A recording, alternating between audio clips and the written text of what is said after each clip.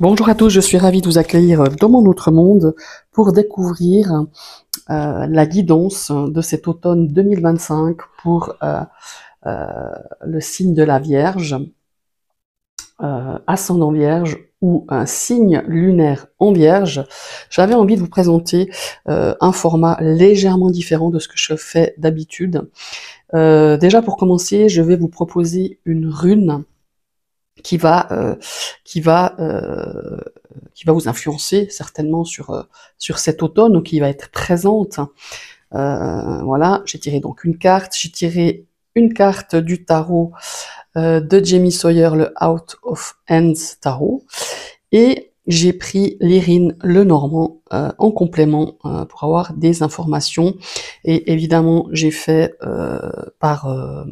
ici, ça sera le tirage sentimental, relationnel, émotionnel. Ici, le domaine professionnel, et ici, le domaine matériel. On découvre tout de suite cette rune pour ce mois d'octobre. Et évidemment, vous avez reconnu, je pense, l'oracle des runes de Gulliver l'aventurière. Alors, on a une rune Isa. Isa, elle, comment est-ce qu'il faut dire ça?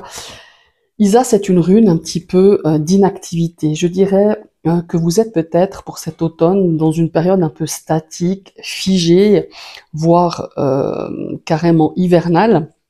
Là, je ne vous parle pas du tout de météo, mais au niveau de l'énergie, ici, on a peut-être pour certains une notion de blocage, où vous avez l'impression que rien n'avance, qu'il y a des choses qui restent en suspens. On a parfois des arrêts, voire forcés. On peine vraiment à avancer. C'est aussi une rune de contrôle de soi. Voilà, c'est parfois certains même poussés à l'extrême, et donc on a aussi cette notion de comme un ermite qui va se retirer dans sa tanière, et de réfléchir aussi peut-être le pourquoi d'un non-avancement d'un projet, ou dans une situation où voilà, il y a vraiment cette notion ici d'être figé.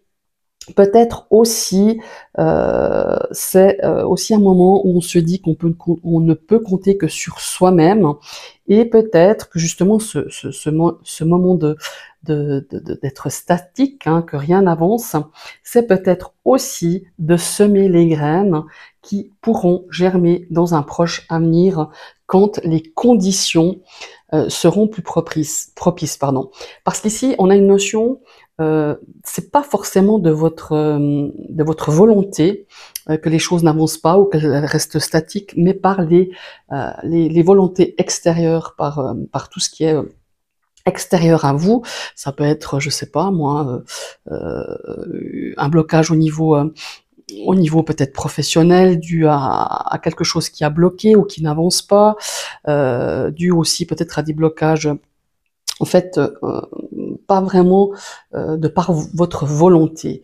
Mais pour moi, il n'y a rien de négatif quand on sort cette rune d'Isa. Alors oui, on a l'impression de pas du tout avancer, on a l'impression que c'est qu'on voit pas le bout, hein, peut-être d'une situation ou d'un projet, mais malgré tout, il faut profiter justement de pouvoir peut-être déjà justement planter certaines graines, planter certaines choses, voire peut-être germer des idées pour le futur, pour un futur projet ou une future situation. Voilà, c'est cette rune Isa qui est magnifique ici, qui est représentée. On voit cette femme avec les yeux bandés. On voit voilà, on voit un côté, on voit cette situation qui se fige. Voilà. On va découvrir donc pour le domaine sentimental, relationnel, émotionnel, on a un cavalier de denier. Alors ici, quand le cavalier de denier sort dans ce plan euh, relationnel, sentimental et émotionnel, on a cette notion ici, c'est un petit peu le cavalier de denier, c'est un petit peu il n'y a pas de, comment il faut dire, c'est un petit peu le côté plan-plan, hein, la routine qui s'installe ou qui est déjà bien installée par rapport à une situation sentimentale ou relationnelle. On a, voilà, c'est une énergie, ce cavalier de denier, qui assure ses arrières. Il n'y a pas vraiment de surprise. On connaît la réaction que ce cavalier peut avoir. C'est vraiment cette notion ici du cavalier qui prend aucun risque, qui aime avoir ses repères dans ce domaine relationnel. Ça peut être par rapport à une situation justement où peut-être, je sais pas, vous êtes dans une relation où on s'ennuie quand même un petit peu, où voilà, on aimerait y apporter un petit peu de changement, changer un petit peu son mode de fonctionnement peut-être, changer ses habitudes, parce qu'ici on a quand même voilà, on a le balai, on a le cercueil, ici on a la lettre. Peut-être d'exprimer ici, où vous allez recevoir peut-être un message ou quelque chose, où on vous enverra un message, où vous exprimerez par rapport à cette situation émotionnelle, cette situation relationnelle, sentimentale, exprimer, de changer justement ses habitudes, peut-être de proposer à votre conjoint ou votre conjointe un fonctionnement très différent de ce que vous avez eu jusqu'à maintenant et de ce que vous avez actuellement, et de pouvoir justement peut-être d'amener oui, une relation différente, des échanges différents, faire des choses que vous n'avez jamais fait peut-être. En tout cas, on a cette envie de casser cette routine. Voilà, c'est bien, c'est sympa, on a confiance en l'autre, la confiance s'est installée, on sait qu'on peut compter sur l'autre, mais on s'ennuie un peu. Et par rapport ici à une situation peut-être relationnelle, une relation d'amitié ou quelque chose, on a peut-être justement cette notion ici de passer à autre chose, peut-être vis-à-vis d'une amitié. On a, vous savez, quand on a la verge, il y a quand même un petit peu de conflit quelque part. Et cette verge, non seulement elle nous apporte des conflits, mais on a envie de passer, de lâcher ce qui ne nous convient plus par rapport à une situation, hein, encore une fois, et de faire place à du renouveau, à quelque chose de beaucoup plus peut-être beaucoup plus stimulant. Hein. C'est un peu ça. Et pour moi, il va y avoir des échanges, alors des SMS, des mails, des lettres peut-être. Pour certains, certaines personnes arrivent mieux à s'exprimer par les paroles, par un texte, voilà, s'exprimer ici de façon écrite, hein, par rapport à cette situation qui pour moi demande à être changée, demande à être pas de passer à autre chose, quoi. Voilà, c'est vraiment, alors je dis pas que vous allez quitter votre conjoint ou votre conjointe, c'est pas ça, mais de trouver euh, une nouvelle formule, de nouveaux comportements, de nouvelles, en fait, justement de pas avoir d'habitude, d'amener un petit peu de grain de folie dans le cadre d'une relation sentimentale. Voilà. Maintenant, on va passer, avec le tarot, on va passer au domaine professionnel.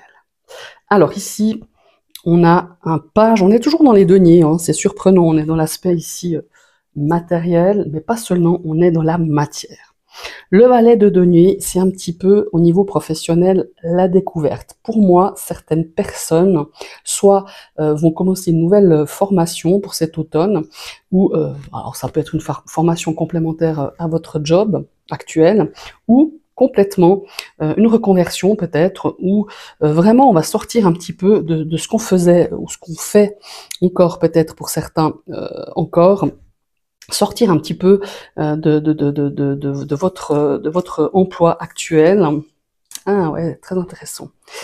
Le valet de denier, il est curieux. Voilà, on va vous donner l'opportunité, et pour moi c'est vraiment quelque chose dans le cadre vraiment d'une formation, suivre un stage, suivre une formation dans une école, dans une structure différente.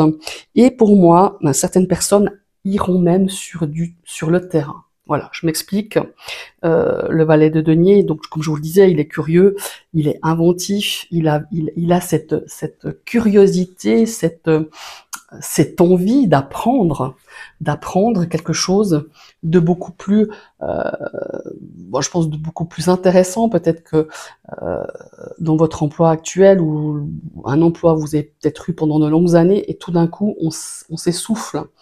Voilà, je pense que vous avez fait le tour, peut-être pour certains, de votre carrière professionnelle.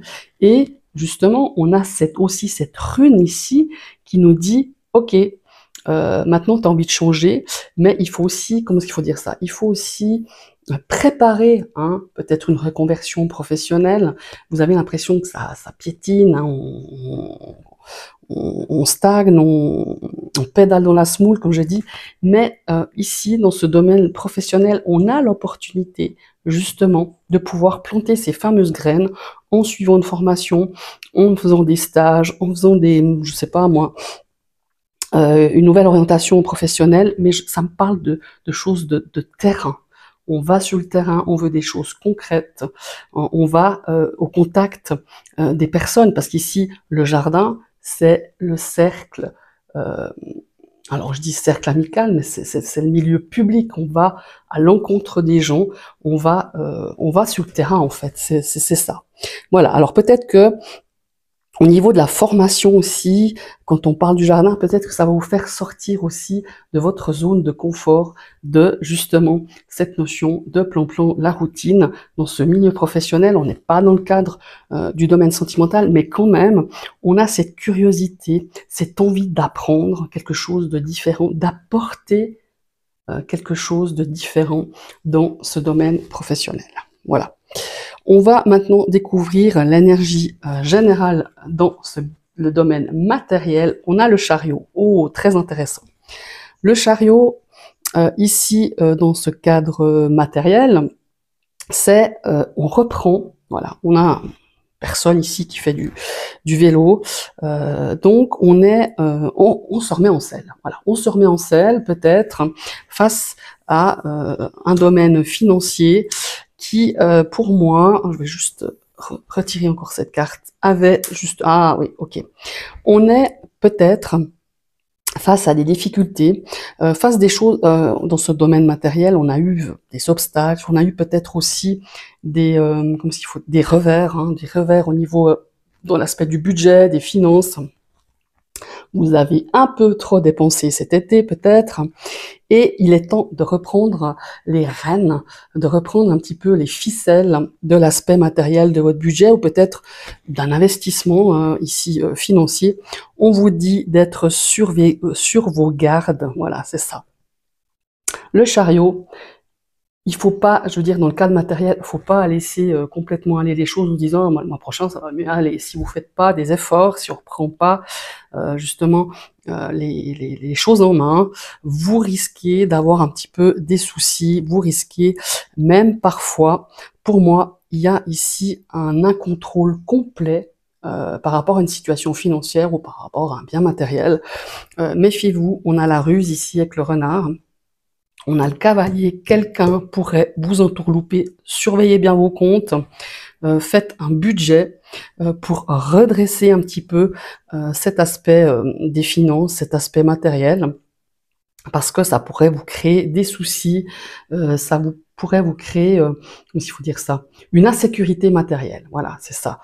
Quand on a la croix dans cet aspect-là, le chariot, il est positif parce que il est en plus en énergie focus, c'est-à-dire que vous allez reprendre vraiment en main cet aspect matériel, que ce soit dans un investissement, que ce soit au niveau de vos dépenses, et vous allez vous en sortir parce que vous avez envie de ne plus être dans le rouge ou être justement à la fin du mois complètement déjà dans le rouge, et de repartir avec le mois d'après avec un négatif assez conséquent.